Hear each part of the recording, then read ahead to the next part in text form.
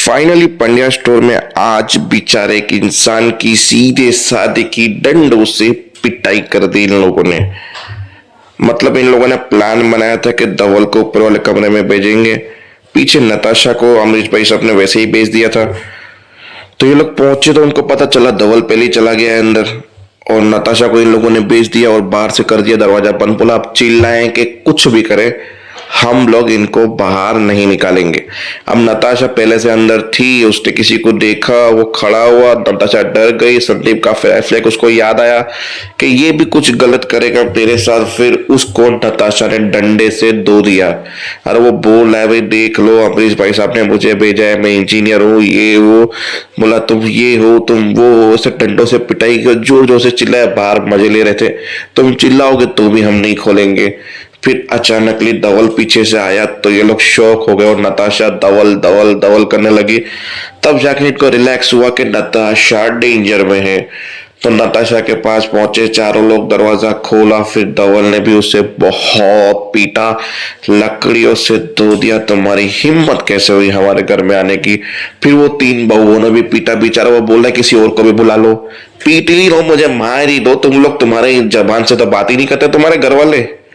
फिर नीचे अंबा काकी को बता रहा था अमरीश के मैं कैसे नताशा को फंसाने वाला हूँ, उसका और एक लड़के का संबंध फिट करने वाला हूँ ताकि धवल और उसके बीच में दूरियां आए और ये नताशा हमारे परिवार से हमेशा के लिए चली जाए। पर इतने में वो नीचे आ गया भागते भागते और अमरीश भाई को बोला यार इसको समझाओ, एकदम मारते मार। एक सेकंड सब लोग जाओ, ये मेरा इंजीनियर है, मैंने इसको ऊपर भेजा था उस रूम ठीक किया एस्टिमेट निकालने के लिए, आप क्यों इसे मार रहे थे।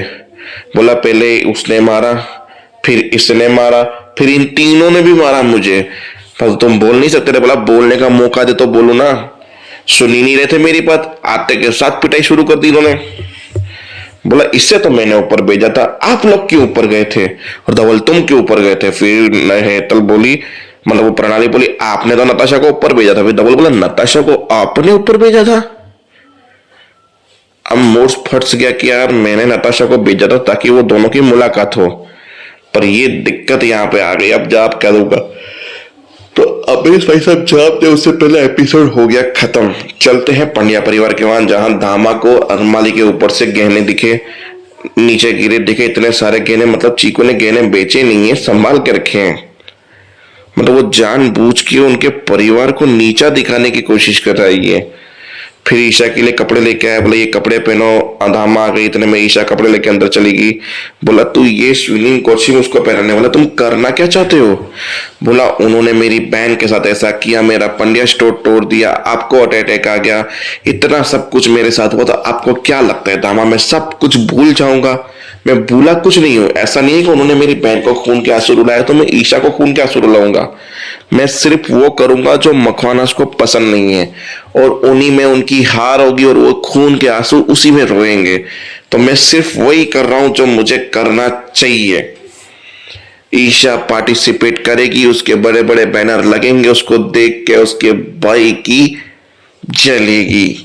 यही मेरा मकसद है। चीकू को फिर चला जाता है गुस्से में, बोला आप भी नहीं रोकोगे मुझे। बोला चीकू तू जिस रास्ते पे चल रहा उस रास्ते में मैं तुझे चलने नहीं दूंगी। अब तुम्हारी दामा भी तुम्हें बताएगी कि वो क्या है और कैसे और किस तरह से रोकेगी तुम्हें। तो देखते हैं दामा क्या गुल खिलाती है, चीकू को कैसे रोकती है, आने वाले एपिसोड में पता चल जाएगा। तब तक के लिए जय हिंद।